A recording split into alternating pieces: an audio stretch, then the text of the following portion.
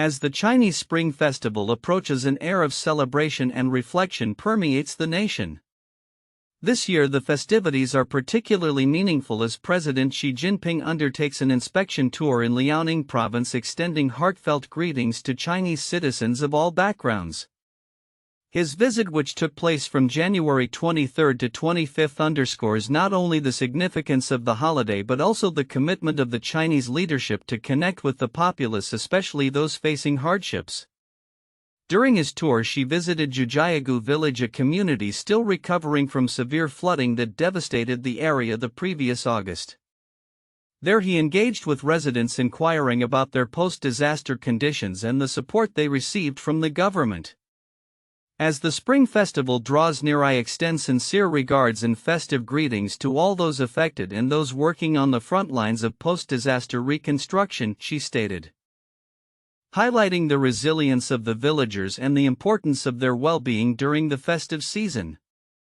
Xi's journey continued in Shenyang, the provincial capital, where he interacted with vendors and shoppers at a bustling food market.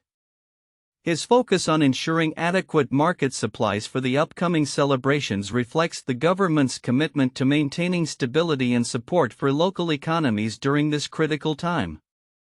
In a display of cultural engagement, she participated in traditional activities such as writing Spring Festival couplets and enjoying a performance of Chinese bamboo flute music, encouraging the promotion of China's rich cultural heritage. The visit also included a stop at a cold rolling mill operated by Ben Steel Group, where she emphasized the need for modernization within the manufacturing sector. He urged local industries to embrace smarter and more environmentally friendly practices, aiming for high-value technological products that can propel economic growth. The full revitalization of Northeast China relies fundamentally on reform and opening up, he noted, calling for enhanced capabilities and performance from local officials as the country continues on its path of development. In a parallel gesture, Xi and other leaders have reached out to retired senior officials, extending their Spring Festival wishes and reaffirming their commitment to unity and national rejuvenation. This effort reflects the broader significance of the holiday as a time for reflection, gratitude, and renewed aspirations among the country's leadership and citizenry alike. As the Year of the Snake approaches, both President Xi and Ambassador Xie Feng in the United States have expressed a desire for renewed cooperation and stability in international relations, particularly between China and the U.S. Xie emphasized the importance of commemorating historical ties and working together for mutual benefit, encapsulating the spirit of the Spring Festival as a time for new beginnings and shared hopes. Looking ahead, these festive engagements and messages of solidarity serve as important reminders of the interconnectedness within China and with the global community. As the nation prepares to celebrate the Spring Festival, there is a palpable sense of optimism for the year to come, grounded in the resilience of its people and the leadership's commitment to progress and unity. As the Spring Festival approaches, a time deeply rooted in Chinese culture that emphasizes family reunions and festive celebrations, President Xi Jinping has taken the opportunity to extend warm greetings to the Chinese populace during his inspection tour of Liaoning Province. This year's Spring Festival, marking the beginning of the Year of the Snake, falls on January 29, and Xi's heartfelt wishes resonate with the significance of the holiday, emphasizing happiness, health, peace, and prosperity for all.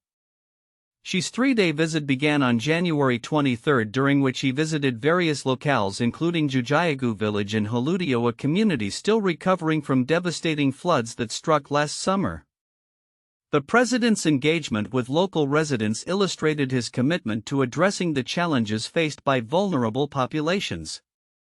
As the Spring Festival draws near, on behalf of the Party Central Committee, I extend sincere regards and festive greetings to all those affected and those working on the front lines of post-disaster reconstruction, she stated, underscoring the government's focus on recovery and resilience. During his visit to Shenyang, the provincial capital, Xi interacted with merchants and customers at a bustling food market, inquiring about holiday supply levels and the overall economic climate. This hands-on approach is characteristic of Xi's leadership style, which emphasizes direct engagement with the public.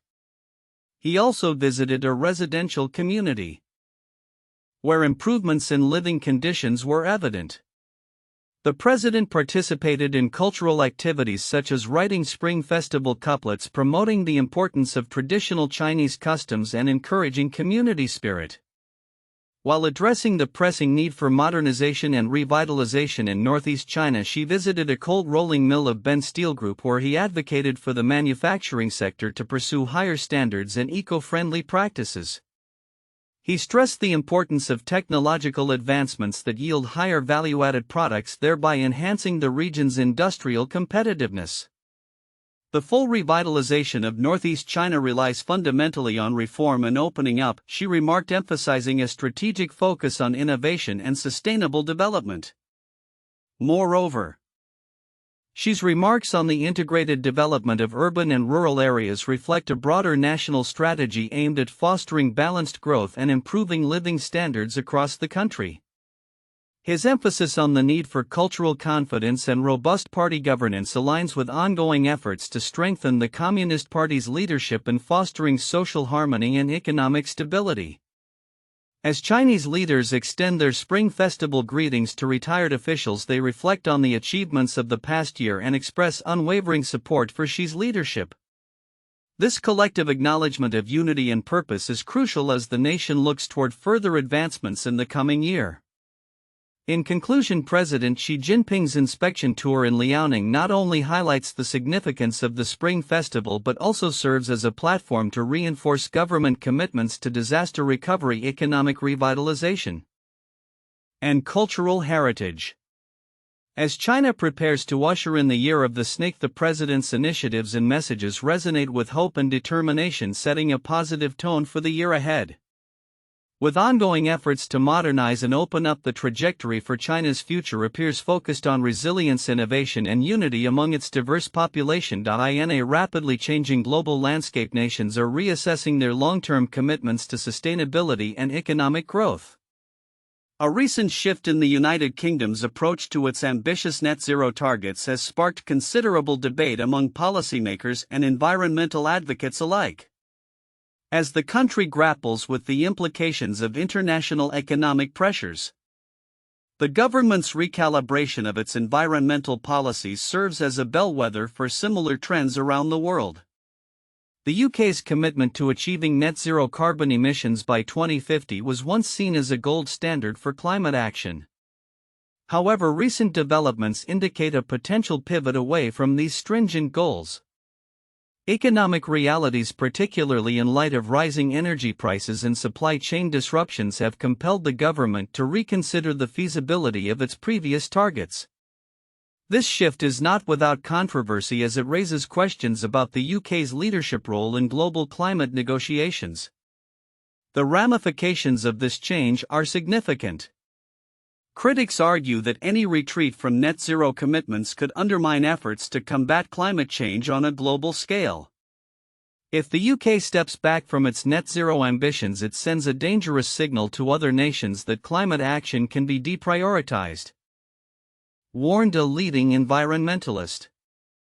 Such a stance could roll back years of progress in international climate agreements and diminish the urgency needed to address a crisis that affects every corner of the globe. In a parallel development, the Bank of Japan has recently raised interest rates for the first time in over a decade, signaling a shift in monetary policy that could have far-reaching effects on the global economy. This move comes as the central bank aims to combat rising inflation, which has become a pressing concern worldwide. By tightening monetary policy, the Bank of Japan hopes to stabilize the economy and restore confidence among investors. The implications of this decision extend beyond Japan's borders. As interest rates rise, borrowing costs will increase, potentially leading to a slowdown in consumer spending and business investment. Economists are watching closely to see how this will influence global markets, particularly in emerging economies that rely heavily on low-interest loans for development. In a separate but related context, Sri Lanka's burgeoning relationship with China highlights another aspect of the shifting global dynamics. During a recent state visit, Sri Lankan President Anura Kumara Dissanayake expressed optimism about enhancing bilateral ties with China, particularly in areas such as infrastructure development and digital economy initiatives. Our two sides focused on how to consolidate and develop Sri Lanka-China relations, Dissanayake stated, emphasizing the long-standing economic and cultural exchanges that date back nearly a millennium. This evolving partnership underscores a strategic pivot in Sri Lanka's foreign policy as the island nation seeks to leverage Chinese investment to bolster its economic recovery post-pandemic. However, it also raises concerns about dependency on China, particularly given the long-term implications of debt incurred through such partnerships. As nations navigate the complexities of economic recovery and environmental responsibility, the interplay between these two critical areas will shape the future of global relations. The UK's potential retreat from net zero commitments, Japan's interest rate hikes, and Sri Lanka's strategic alignment with China are all part of a broader narrative that reflects the ongoing struggles and adaptations of countries in response to an increasingly interconnected and volatile world. Looking ahead, it will be essential for governments to strike a balance between immediate economic needs and long-term sustainability goals. The coming months will likely reveal whether these shifting dynamics will lead to a cohesive strategy or further fragmentation in global efforts to tackle climate change and economic inequality. As the world watches, the decisions made today will have lasting impacts on generations to come. As the geopolitical landscape continues to evolve, the return of Donald Trump to the U.S. presidency is poised to reignite tensions in U.S.-China relations, with ripple effects anticipated across Asia. Trump's administration has already indicated a hardline approach towards China, which could significantly impact not only bilateral ties but also the broader regional dynamics. In his inaugural address, Trump reiterated a strong emphasis on American sovereignty and national security, echoing familiar themes from his previous term. His administration's focus on perceived threats from China, particularly regarding issues like TikTok and trade imbalances, sets the stage for a renewed confrontation.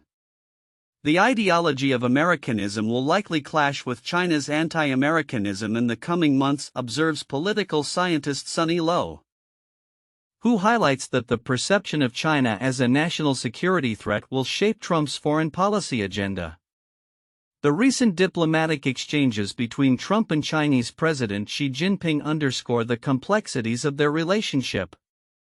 During a phone call on January 17, Xi congratulated Trump on his re-election, expressing hopes for improved Sino-US interactions.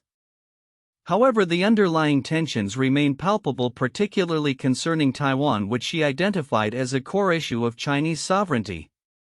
Trump's administration has also suggested a more aggressive stance on tariffs, previously proposing up to 60% tariffs on Chinese goods, although he later moderated this to a potential 10% increase. The hawkish appointments in Trump's cabinet, including Secretary of State Marco Rubio and Secretary of Defense Pete Hegseth, further signal a confrontational policy direction. Rubio has labeled China as the gravest threat to U.S. interests, emphasizing a commitment to reassessing America's approach to its allies in the Asia-Pacific region. This rhetoric aligns with previous actions taken under Trump's administration, which often relied on tariffs and sanctions as tools for negotiating trade and security issues. In contrast, there are voices advocating for a balanced approach to U.S.-China relations. Notably, Elon Musk, the CEO of Tesla, has emerged as a significant figure due to his business interests in China, potentially serving as a moderating influence amid the prevailing hawkish sentiments in Washington. Musk's relationship with Chinese officials could play a crucial role in navigating the increasingly fraught geopolitical waters. The geopolitical implications extend beyond just U.S.-China dynamics. The growing cooperation between China and Russia, highlighted by a recent video call between Xi and Russian President Vladimir Putin, suggests a strategic alignment that poses challenges for U.S. interests in the region. Both leaders committed to deepening their relationship, which complicates the U.S.'s position further, particularly as it navigates its own alliances. As the situation unfolds, the Taiwan issue remains a flashpoint that could escalate tensions significantly. U.S. arms sales to Taipei and any perceived shift away from the One China policy could provoke strong reactions from Beijing.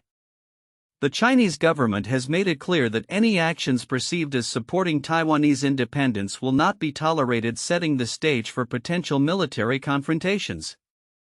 Additionally, the South China Sea remains a contentious area, with both China and the Philippines asserting territorial claims.